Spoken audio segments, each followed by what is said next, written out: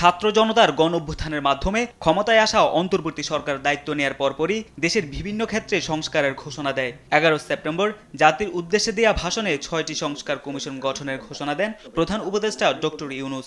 পরে আরও 5টি সংস্কার কমিশন গঠন করা হয়। কমিশনের কথা বলেছি, সেই কমিশনকে অ্যাক্টিভেট করব আমরা। বিভিন্ন মহলের সঙ্গে আলোচনার মাধ্যমে গেল 15 জানুয়ারি প্রধান উপদেষ্টার কাছে প্রতিবেদন জমা দেয় নির্বাচন কমিশন, দুর্নীতি দমন কমিশন, পুলিশ এবং সংবিধান সংস্কারে গঠিত 4টি কমিশন। বুধবার প্রতিবেদন জমা দেবে জনপ্রশাসন ও বিচার বিভাগ সংস্কার কমিশন। মঙ্গলবার এই 6 কমিশনের প্রধানের সঙ্গে বৈঠক করেন প্রধান উপদেষ্টা অধ্যাপক ডক্টর মোহাম্মদ ইউনূস। রাষ্ট্রীয় অতিথি ভবন যমুনায় এ নিয়ে বৈঠকে পূর্ণাঙ্গ প্রতিবেদন নিয়ে আলোচনা হয়। বৈঠক শেষে ফরেন সার্ভিস একাডেমিতে ব্রিফ করেন আইন উপদেষ্টা ডক্টর আসিফ নজরুল। জানান, আগামী 8 ফেব্রুয়ারি 6 সংস্কার কমিশনের পূর্ণাঙ্গ প্রতিবেদন প্রকাশ করা হবে।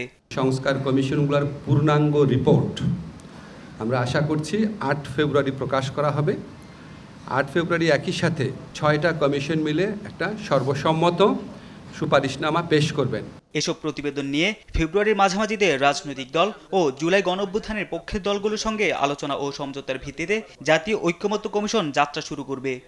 এরপর রাজনৈতিক দল গণঅভ্যুত্থানের পক্ষের সকল শক্তির সাথে আলোচনা এবং সমঝোতা ক্রমে জাতীয় ঐক্যমত্য কমিশনের প্রথম আনুষ্ঠানিক বৈঠক অনুষ্ঠিত হবে।